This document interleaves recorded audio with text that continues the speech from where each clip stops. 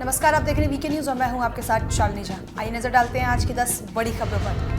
नगरोटा के नाकाम आतंकी साजिश में पाकिस्तान का नाम आने के बाद इस्लामाबाद अब अपनी छवि बचाने की जुगत में है। जम्मू कश्मीर के नगरोटा में मारे गए आतंकियों के पास से बरामद क्यू कंपनी के मोबाइल सेट, लोकल जीपीएस और पाकिस्तान में बने वायरलेस सेट इस साजिश में पाकिस्तान के शामिल होने की खुलकर गवाही देते हैं। पीएम मोदी की सुरक्षा एजेंसियों के साथ हाई लेवल मीटिंग के बाद भारत ने पाकिस्तान के दूतावास प्रभारी को तलब करके पाकिस्तान को कड़ा संदेश दे दिया है। सूत्रों के मुताबिक पाकिस्तानी दूतावास के अधिकारियों को सामने बैठाकर भारतीय विदेश मंत्रालय की तरफ से चेतावनी दे दी गई है कि पाकिस्तानी अपनी जमीन से चलने वाली आतंकी गतिविधियों को तुरंत बंद करें।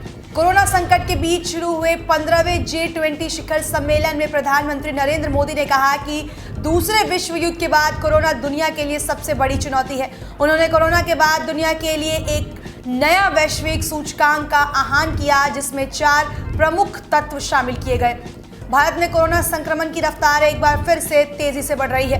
कोविड-19 की चपेट में आकर देश में अब तक 1,32,726 मरीजों की मौत हो चुकी है। भारत में कोरोना संक्रमण की रफ्तार एक बार फिर तेजी से बढ़ रही है। कोविड-19 की चपेट में आकर देश में अब तक 1,32,726 मरीजों की मौत हो चुकी है। हालांकि भारत में अब कोरोना के कुल एक्टिव मामलों की संख्या 4.40 लाख से कम है। वहीं राष्ट्रीय राजधानी दिल्ली में कोरोना मरीजों का ग्राफ बढ़ने के बाद मरने वालों का आंकड़ा भी थमने का नाम नहीं ले रहा है। मध्य प्रदेश, उत्तर प्रदेश, हरियाणा जैसे बीजेपी शासित राज्य जहां लव जिहाद के खिलाफ सख्त कानून बनाने में लगे हैं, वहीं उत्तराखंड में भाजपा की सरकार दूसरे धर्म और जाति में शादी करने वालों जोड़ों को प्रोत्साहन स्वरूप 50,000 रुपए दे रही है। मथुरा के गोवर्धन कस्बे के गिरिराज बाग के पीछे जंगल में बने आश्रम में 3 साधुओं के साथ जहर खुरानी का मामला सामने आया है, जहां 2 साधुओं की मौके पर मौत हो गई। वहीं एक साधु को गंभीर अवस्था में जिला अस्पताल रेफर किया गया है।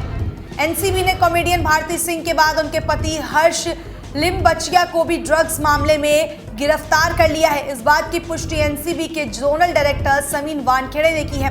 भारती और हर्ष के घर पर शनिवार को रेड मारी गई थी, जिसमें उनके घर से गांजा बरामद हुआ था।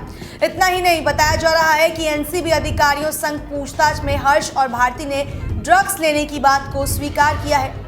तिब्बत को लेकर अमेरिका पर आंतरिक मामलों में दखल का आरोप लगा चुके चीन अब तिब्बत की निर्वासित सरकार के मुखिया का एक और कदम नागवर गुजार सकता है। तिब्बत के निर्वासित सरकार के प्रमुख डॉक्टर लोमसांग संगाई ने अमेरिका के नियंत्रण पर व्हाइट हाउस पहुंचे हैं। एक्टर अक्षय कुमार ने यूट्यूबर राशिद सिद्दीकी के खिलाफ कड़ा एक्शन लेते हुए 500 करोड़ का मानहानि केस ठोक दिया था। अक्षय के मानहानि पर राशिद ने कड़े तेवर दिखाते हुए एक्टर के खिलाफ कानूनी कार्रवाई करने की बात कह डाली है। वो कहते हैं, अक्षय कुमार अपने मानहानि नोटिस को वापस ले ले, वरना मैं कानूनी कार्रवाई करने वाला हूं। भारतीय क्रिकेट बोर्ड के सचिव जय शाह ने शनिवार को कहा कि तेज गेंदबाज मोहम्मद सिराज को पिता के निधन के बाद शोक में डूबे परिवार के साथ होने के लिए भारत लौटने का विकल्प दिया गया था, लेकिन उन्होंने राष्ट्रीय कर्तव्य के कारण ऑस्ट्रेलिया में रुके रहने का फैसला किया। देश और दुनिया की तमाम बड़ी खबरों के लिए देखते रहे वीके न्यूज। धन्यवाद।